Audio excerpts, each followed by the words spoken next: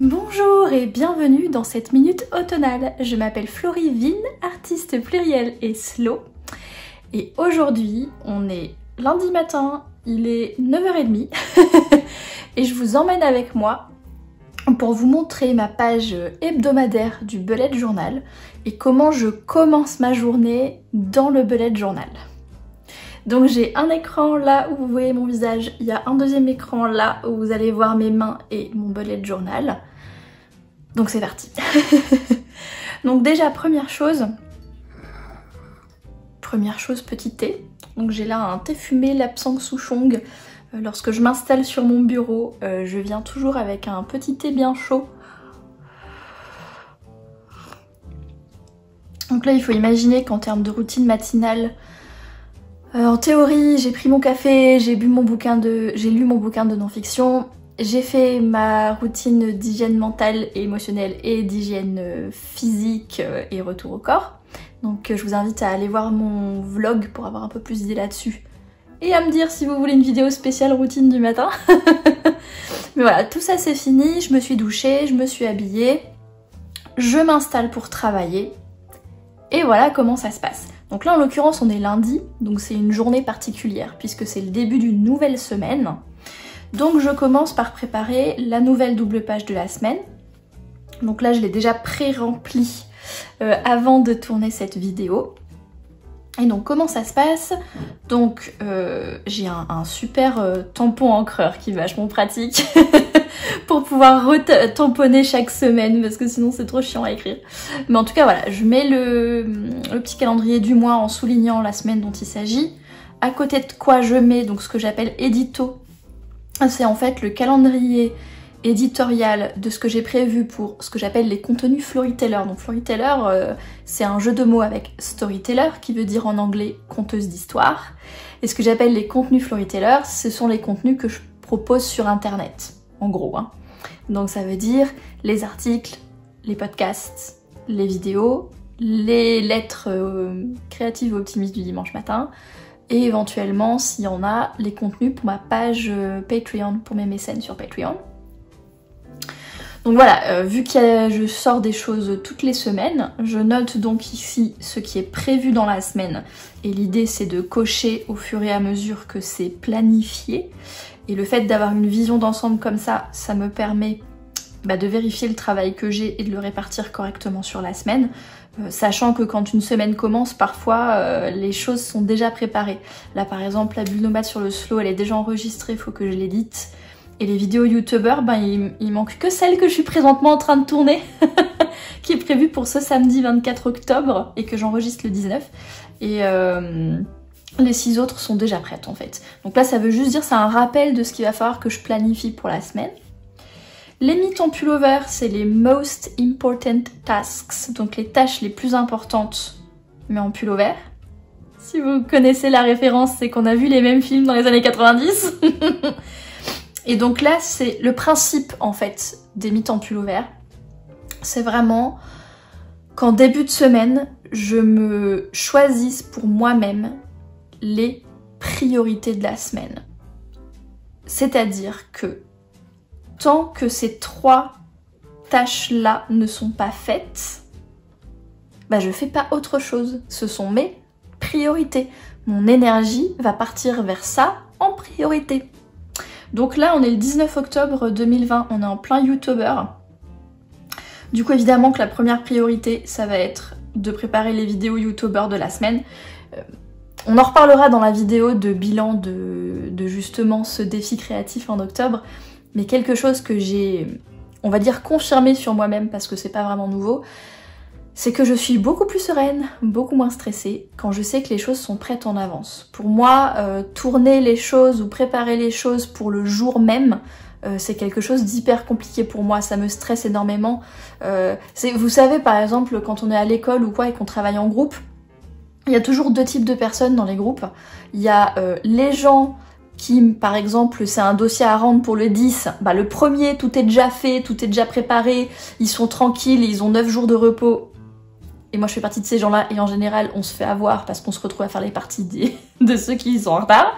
Et puis il y a la deuxième partie des gens qui sont plutôt du genre à attendre le 9 au soir et à être boosté par l'urgence en fait, et à mieux travailler en urgence. Et je sais plus qui appelait ça les précrastinateurs versus les procrastinateurs, c'est-à-dire ceux qui sont rassurés quand les tâches sont cochées le plus tôt possible et qu'on est débarrassé machin, versus les gens qui attendent le dernier moment et qui ont besoin finalement de ce rush de l'urgence et qui travaillent mieux dans l'urgence. Et bien sachez que moi, je fais partie des précrastinateurs.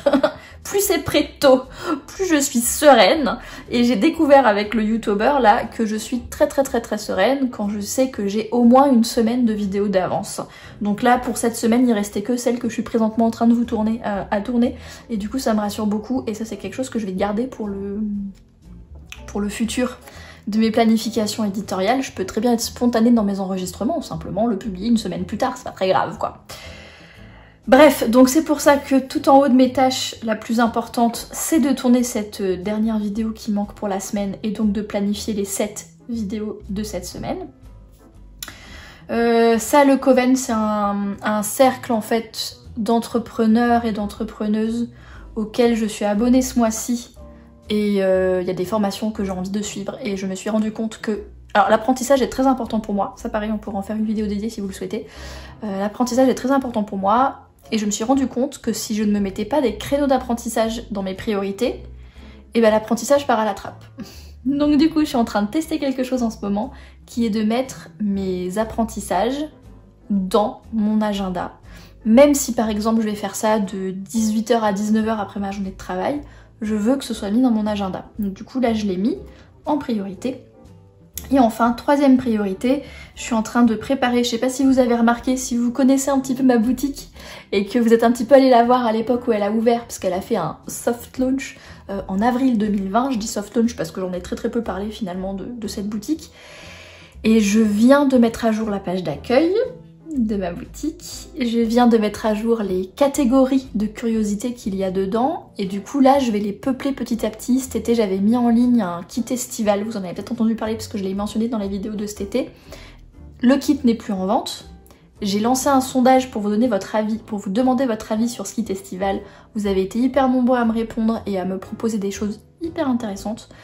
Donc déjà ça je le garde en compte pour 2021, mais surtout là ce que je suis en train de faire sur la fin du mois d'octobre, avant le NaNoWriMo, parce qu'en novembre, en gros la grande majorité de mon temps et de mes priorités va être consacrée à écrire mon roman.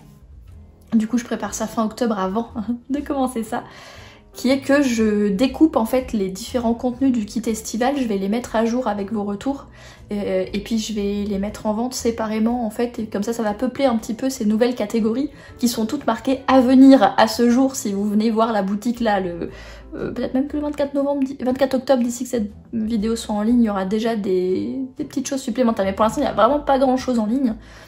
Et du coup je me suis dit que j'allais donc découper ce kit estival, les mettre à jour les contenus, les améliorer, donc faire une sorte de V2 et les mettre en vente séparément pour peupler un petit peu cet inventaire de curiosités que j'ai préparé sur la boutique.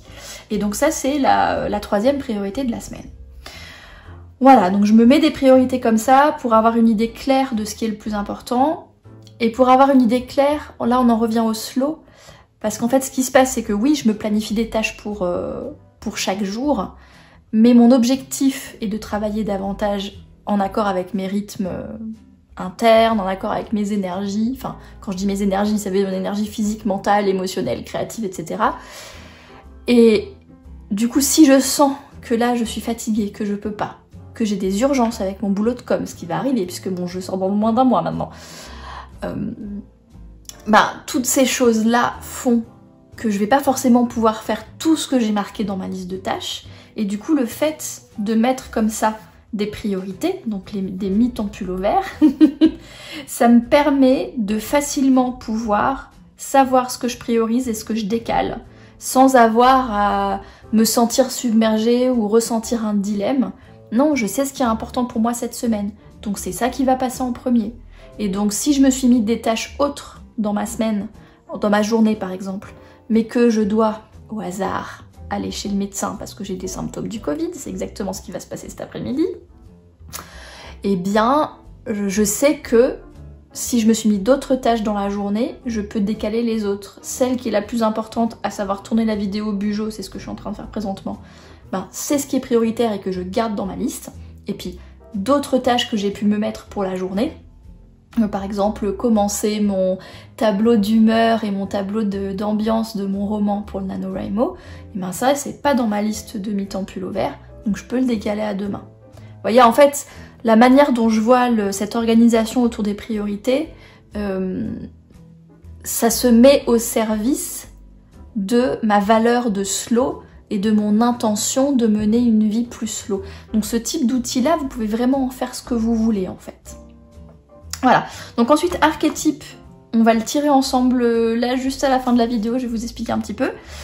Mon intention, donc ça je le remplis soit le dimanche après-midi, soit le lundi matin en fonction de comment je me sens, de ce qui me paraît important pour moi en ce moment dans mon quotidien.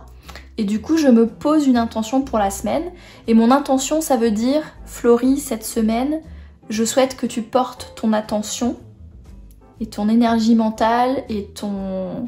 oui voilà, ton attention sur ce concept-là global de ta vie. Donc c'est quoi la différence entre une intention et par exemple les buts, là, les mi-temps pull vert? C'est que ça c'est très concret, ce sont des tâches. L'intention c'est quelque chose qui est plus de l'ordre des valeurs finalement, des modes de vie, de ce que j'aspire à être. En fait on est plus dans l'être que dans le faire avec les intentions. Et c'est moi qui le veux comme ça, hein. Chacun choisit, enfin chacun utilise les intentions comme il veut. Moi j'ai souhaité que mes intentions ce soit une manière de me reconnecter à comment j'ai envie d'être au quotidien, alors que les mi-temps pull vert c'est ce qu'il faut que je fasse. Donc ça va être d'équilibrer l'être et le faire. Donc là par exemple cette semaine, comme je vous ai plus ou moins expliqué entre la poire et le fromage, là, je suis malade. J'ai potentiellement des symptômes de notre virus préféré de 2020. Et donc je suis malade depuis vendredi. Et je me suis rendu compte, je pense que j'en ferai une vidéo dédiée de ça, mais je me suis rendu compte que malgré le fait que je suis malade, je me suis quelque part harcelée moi-même pour travailler quand même, pour faire plein de tâches quand même, comme si j'essayais de nier ma condition physique et que j'essayais de me forcer à être hyper productive quand même. Et ça m'a fait prendre conscience que je suis très dure avec moi-même à ce niveau-là et que je suis pas une machine. Nous ne sommes pas des machines, nous sommes des êtres biologiques.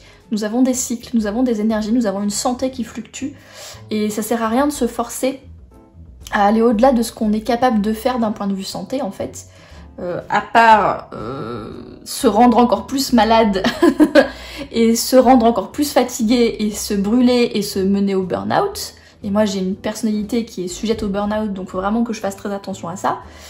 Ben, ça n'apporte rien de positif. Et là c'est vraiment venu à ma conscience ce week-end, quand je me suis rendu compte qu'en étant à la fois malade et à la fois en week-end, je me mettais quand même la pression à moi-même pour essayer d'être utile avec mon temps. Du coup, je me suis placée comme intention, honorer les rythmes de mon corps, accepter mes limites biologiques et prendre soin de moi en période plus lente. Donc en gros, accepter que quand je suis malade et que des fois j'ai besoin de moins travailler, de prendre des pauses, de me coucher, de faire une sieste, peut-être même de me mettre en arrêt de travail, ou mon Dieu, arrêt de travail. Alors peut-être que c'est un peu étranger pour certains et certaines d'entre vous qui ont peut-être aucun souci à prendre soin de votre corps et à ralentir quand vous êtes malade, mais moi j'ai toujours été le genre de personnalité à me pousser dans mes retranchements biologiques, et il est temps que j'accepte mes limites biologiques et que je les honore et que je prenne un petit peu soin de moi, et que je me traite un petit peu comme ma meilleure amie. C'est-à-dire que si vous avez, mettons, votre meilleure amie ou votre enfant qui est malade, vous n'allez pas dire à votre enfant allez debout, tu vas à l'école quand même, tu fais tes devoirs quand même. Bah non, les gens quand ils sont malades on leur lâche un petit peu du lest quoi. Donc c'est ça mon intention de la semaine, c'est d'apprendre à me lâcher un petit peu du lest quand je suis pas bien. Donc là en l'occurrence parce que je suis malade, mais ça peut aussi être quand je suis fatiguée, quand j'ai pas le moral. Enfin je veux dire, on peut pas être au top tout le temps et c'est ok en fait. Et pour terminer, je me suis fait une section apprentissage. Et donc ça c'est quelque chose que je vais remplir dimanche prochain ou lundi dans une semaine. Donc c'est quelque chose que je remplis en fait à la fin de la semaine. Et comme je les garde en fait ces carnets là, au tout départ quand je vous ai présenté mon premier la première vidéo de Bullet Journal en 2018, je vous expliquais que ce carnet d'organisation, je le gardais pas. Maintenant, comme j'ai intégré pas mal de choses qui sont plus de l'ordre des intentions, des gratitudes, qui sont des choses que j'ai envie de garder en mémoire, maintenant je les garde. Donc du coup, j'ai un paragraphe apprentissage que je mets ici pour que si jamais je réouvre ça un jour et je veux voir où j'en étais la semaine du 19 octobre 2020, bah je peux voir un petit peu où j'en étais, quelles étaient mes intentions, quels étaient mes projets du moment et ce que j'étais en train d'apprendre sur moi-même en fait. Voilà, donc ça c'est la double page de la semaine. Et il y a donc une troisième page qui est la page des gratitudes. Donc ça en théorie je le remplis au fil de la semaine. En pratique, bien souvent, je le remplis le dimanche après-midi en repensant à la semaine. Mais c'est vrai qu'en théorie, l'idée de cette page-là, c'est que quand je ressens de la gratitude pour quelque chose, je vienne le noter au fil de l'eau. Et donc ça, c'est ma mini-page budget pour mes dépenses de la semaine par rapport à mon opération porte-monnaie zippée, pour garder de la conscience chaque semaine sur combien d'argent je dépense dans la semaine, quoi, de manière à pouvoir rapidement me rendre compte si je dérape, au lieu de m'en rendre compte à la fin de l'année et de me dire ah ben zut j'ai beaucoup dépensé cette année, vous voyez ce que je veux dire. Voilà, donc ça c'est les pages de la semaine, c'est la première chose que je prépare. Souvent je le fais le dimanche après-midi en réalité, pour pouvoir le faire au calme, tranquillou, avec mon petit thé, sans me dire oh là là j'ai un meeting à 11h, faut que je me dépêche, etc. pour que mes lundis matins soient un petit peu plus cool. Sachant qu'en général ce que je fais le dimanche c'est que je pré-remplis la page mais je réfléchis pas à mes tâches et à mes trucs parce que le dimanche c'est pas un jour de travail, donc souvent le lundi matin je remplis juste les tâches. Donc là ce qu'on va faire ensemble c'est que on va faire donc ce que je fais chaque matin quand je me pose dans mon bureau, à savoir noter mes tâches de la journée, et ensuite on va tirer ensemble l'archétype de la semaine. Et je vais vous expliquer pourquoi je fais ça. Donc pour noter les jours, je peux le faire de plein de manières différentes. En ce moment, mon délire, c'est c'est d'utiliser un truc comme ça. Donc là, vous voyez en direct que tout ne se passe pas toujours comme prévu, que mon bullet journal est loin d'être parfait, et que parfois je commets des erreurs, et je trouve ça plutôt rigolo, du coup je les garde.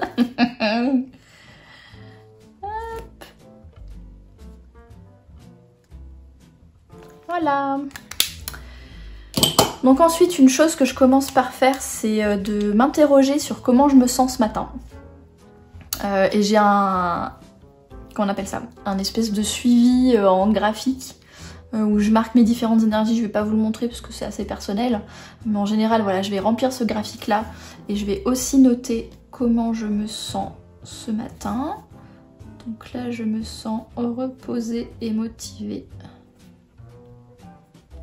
Donc ça c'est cool, et en fait ça m'oblige, ça pareil, on en fera une vidéo dédiée, vous voyez ma pensée en arborescence, il y a déjà 50 000 idées de vidéos dédiées, on en fera une vidéo dédiée, mais j'ai un petit souci moi de connexion à mes émotions, et en fait nommer ses émotions, c'est un des éléments qui permet de se connecter à comment on se sent en fait, et donc du coup je fais ce petit exercice matinal de noter comment je me sens au moment où je prends mon bullet journal et au moment où je commence ma journée de travail. Ensuite, ce que je fais, et oui, vous êtes en train d'être filmé avec mon iPhone, là du coup je peux pas le faire, mais habituellement je prends mon téléphone et je regarde les rendez-vous que j'ai aujourd'hui et je les note avec Donc là je me rappelle que j'en ai un à 11h, évidemment je précise ce que c'est, là je le précise pas parce que j'ai en train de filmer mon truc et que j'ai pas envie de vous le dire, mais du coup voilà, j'ai une clé qui... enfin un point de liste à points, qui est un trait, et ça signifie qu'il y a un rendez-vous ou un événement, quelque chose qui a une heure précise, et qu'il faut que je fasse à cette heure-là, et pas avant et pas après, parce que ça veut dire que je suis en retard, etc. Donc je commence par noter mes rendez-vous.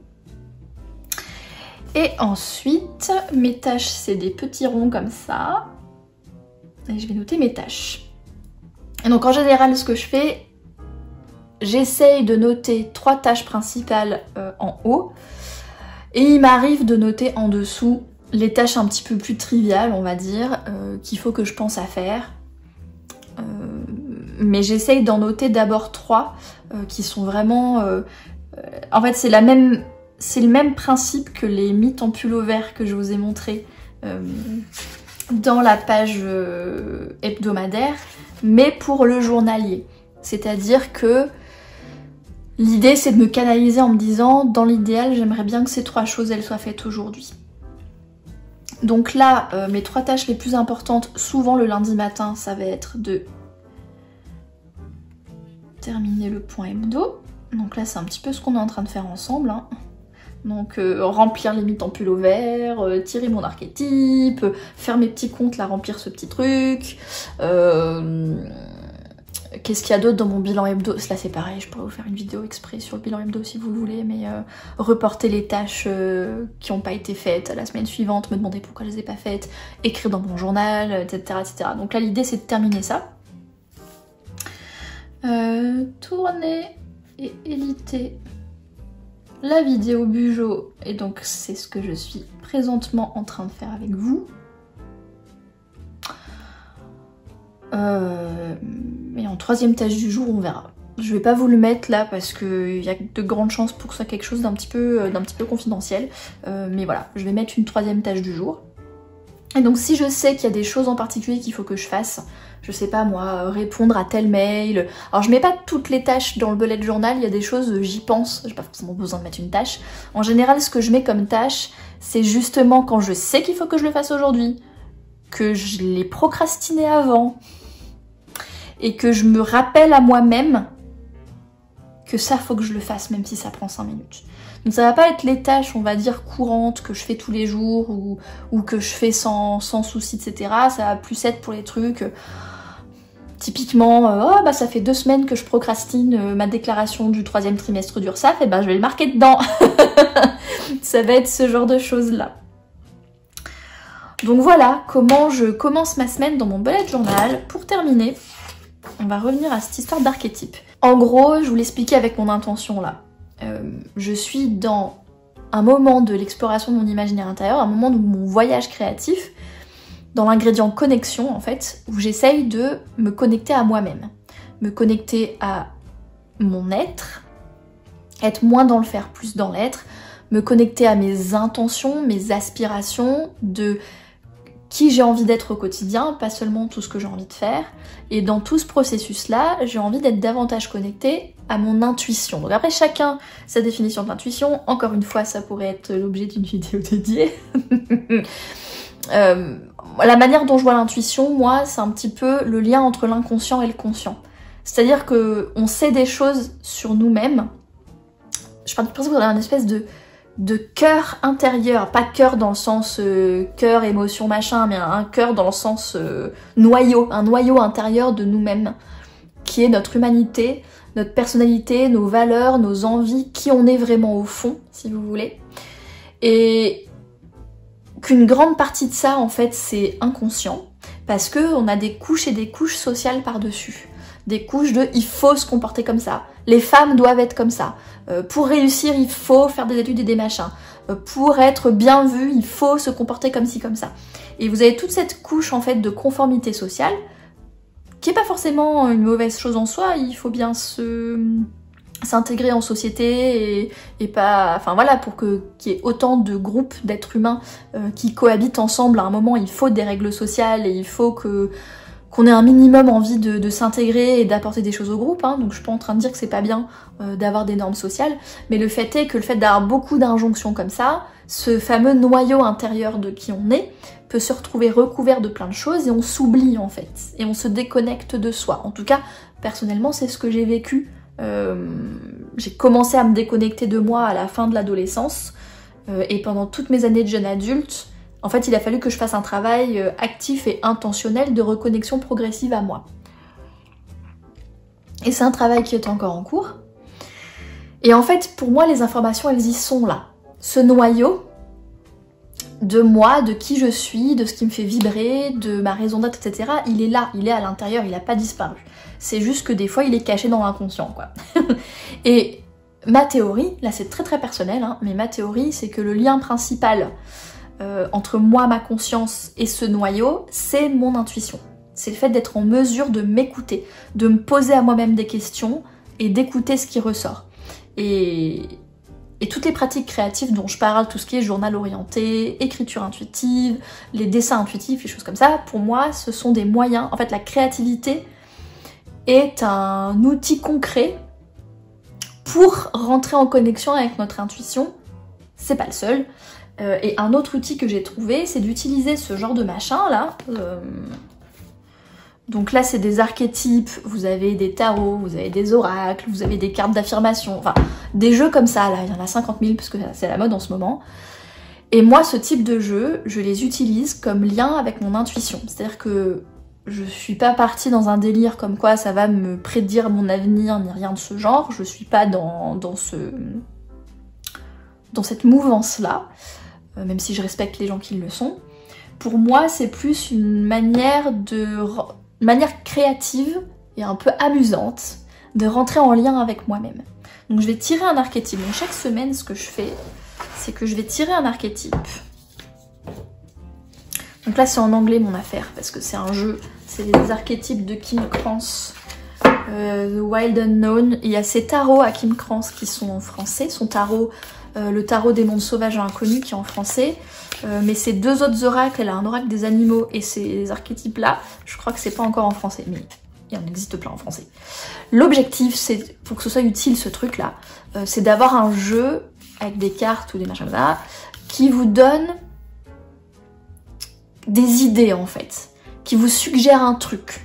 Donc justement, là en l'occurrence, ça vous suggère un archétype. Donc c'est un archétype de personnes, de lieux, de choses comme ça. Par exemple, l'oracle des animaux, ça va vous suggérer un animal, mais ça va vous dire quelle est l'énergie de cet animal. C'est un animal qui est féroce, courageux, machin. Les cartes d'affirmation, ça va vous donner des affirmations, des émotions, des choses comme ça. Donc après, à voir, vous, ce qui vous appelle, ce qui vous sert à quelque chose là-dedans, enfin ce qui vous paraît utile par rapport à le lien avec votre intuition. Moi, les archétypes, en plus, en tant qu'autrice de fiction, ça me parle beaucoup, parce qu'on les utilise, les archétypes, dans la fiction. C'est important d'en avoir conscience, et après, on peut les détourner, etc. Donc moi, la notion d'archétype, en tant qu'écrivaine de fiction et de personne qui est experte en narration, en technique de narration, etc., ça me parle beaucoup. C'est pour ça que j'ai choisi les archétypes. Et donc le principe, c'est que, vous savez très bien comment c'est, hein, les horoscopes et les machins comme ça, c'est suffisamment vague pour qu'on puisse l'interpréter comme on veut, et c'est justement de ça que je compte tirer parti. C'est-à-dire que le principe, c'est que je vais tirer un archétype. Là, hop, on en tire un. On range le reste dans sa boîte.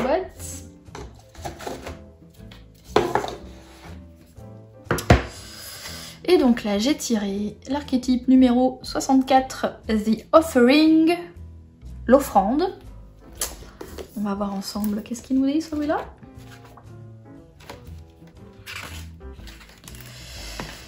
Donc l'offrande, le cadeau, le présent, le sacrifice. Contrairement à beaucoup d'autres cartes dans le jeu, l'offrande a un message très très clair et un appel à l'action. Il est temps que quelque chose soit donné et abandonné pour la plus grande image, pour la situation plus grande. Si rien ne vous vient à l'esprit immédiatement, bien qu'il est fort probable que ça vienne à l'esprit immédiatement, prenez du temps en méditation pour considérer ce que vous devez offrir et qui doit le recevoir. Vous allez probablement ressentir de l'attachement et de l'hésitation, vous allez vous donner des excuses, mais reconnaissez le lien entre le mot sacrifice et le mot sacré. L'un amène à l'autre. Lorsqu'on offre quelque chose au plus grand bien, nous allégeons notre poids et nous devenons davantage capables de servir. Imaginez pour un moment si vous deviez offrir votre moi tout entier de manière inconditionnelle au monde. Pour maintenant, commencez petit. Et donc, c'est associé à la générosité, la donation, le volontariat. On peut aller regarder ce que c'est que le sacrifice d'Odin, le sacrifice de l'œil d'Odin dans la mythologie norse. Qu'est-ce qu'on dit d'autre? S'il y a un cadeau que vous aviez pensé à donner à quelqu'un de spécial, maintenant est le temps de le faire. Et après il dit, une fois par semaine, Gandhi a abandonné la parole pendant une journée entière, se donnant au silence divin. Cette offrande peut venir dans n'importe quelle forme et taille. Donc vous voyez, on est quand même sur un concept assez vaste. Hein. Ok, donc la carte me dit qu'il faut que je réfléchisse à quelque chose que je peux donner, que je peux rendre à l'écosystème, pour utiliser mes propres mots. Donc vous voyez, j'aime bien ce genre de truc parce que c'est suffisamment vaste, suffisamment sujet à interprétation dans la vie de n'importe qui, pour voir si mon intuition me suggère quelque chose. C'est que ça crée comme une espèce de déclencheur d'idées que moi j'aurais pas forcément, auquel moi je n'aurais pas forcément pensé toute seule, parce que le principe de l'intuition, c'est que ça puise dans l'inconscient. Donc ça puise dans des choses dont j'ai pas conscience. Donc si moi j'en ai pas conscience, vous voyez, s'il n'y a pas un déclencheur qui me fait prendre conscience de quelque chose, je vais pas me rendre compte moi-même, puisque par définition, là tout de suite maintenant, j'en ai pas conscience, vous voyez ce que je veux dire. Et donc ce genre de jeu-là, donc en l'occurrence là l'archétype de la semaine, ça va me proposer des choses, et on va voir si ce que ça me propose fait remonter quelque chose à la surface qui a du sens pour moi aujourd'hui. Peut-être pas, mais en général, ça me fait réfléchir quand même. C'est un petit peu le même principe que quand je vous donne des thèmes de journal orienté. Des fois, le thème ou la question, c'est pas forcément une question qu'on aurait pensé à se poser pour soi-même, mais le fait que quelqu'un la propose et qu'on commence à écrire dessus, et ça va faire venir des choses auxquelles on n'a pas forcément pensé. Donc là, c'est ça le concept. J'utilise donc ce type d'archétype, d'oracle et compagnie, dans le but de proposer des concepts à mon intuition et de voir s'il y a des choses qui viennent. Donc là, ce que je vais faire, c'est que je vais noter l'archétype et je vais noter ce que ça m'évoque. Donc ça, je le ferai hors caméra parce que c'est quand même assez personnel. Mais voilà qui conclut ce que je fais le lundi matin avec mon bullet journal quand je commence ma semaine. Et je pense que, encore une fois, on est sur une minute automnale qui a duré plein de minutes. Du coup, je vais vous laisser là-dessus. Et voilà, en général, après une fois que j'ai fini ça, j'ouvre mon bullet journal à cette page-là. Je le mets sur mon stand, là, que vous voyez pas parce qu'il est hors champ, mais c'est comme ça. Je sors mon ordinateur et je commence ma journée de travail en gardant un œil sur mes tâches de bullet journal. Si vous avez des questions, parce que là je suis un peu partie dans tous les sens, il y a plein d'idées, d'autres vidéos que je pourrais faire dédiées à tel ou tel concept. Donc s'il y a des vidéos qui vous intéressent, dites-le moi en commentaire. Si vous avez des questions sur comment j'utilise mon bullet journal, sur comment j'utilise mes archétypes, sur comment je me connecte à mon intuition ou n'importe quel autre sujet que j'ai abordé ce matin, n'hésitez pas à me les poser. Je vous garantis pas que je vais faire une vidéo, mais au moins je sais ce qui vous intéresse et je peux me le noter dans mon bocal à idées pour les vidéos futures. Comme toujours, là pareil, c'est un truc un peu nouveau, comme format de vidéo, etc. Dites-moi si ça vous a plu et si c'est quelque chose que je peux conserver après les minutes automnales de YouTuber 2020. Et en attendant, je vous remercie infiniment d'avoir regardé cette vidéo jusqu'au bout. Je vous souhaite une belle journée, une excellente soirée et à demain!